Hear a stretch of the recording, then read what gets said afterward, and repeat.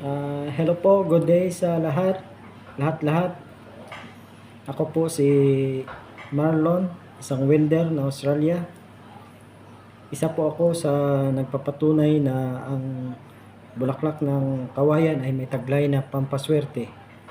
Isa po ako sa nabahagian ni Brother Leo ng Langisan na may bulaklak ng kawayan.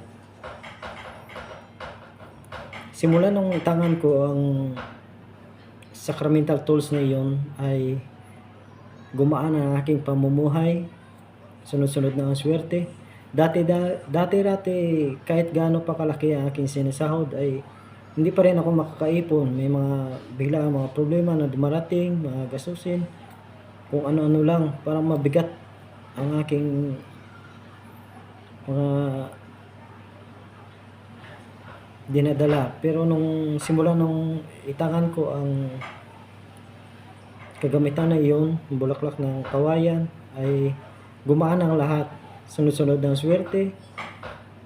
At ngayon po ay nakuha ko ng aking pamilya at kasalukuyan na kaming naninirahan dito sa Australia.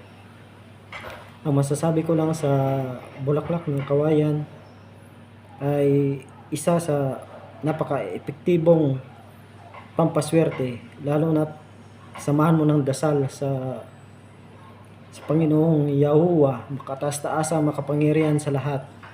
Lahat ng mga pangarap mo ay matutupad.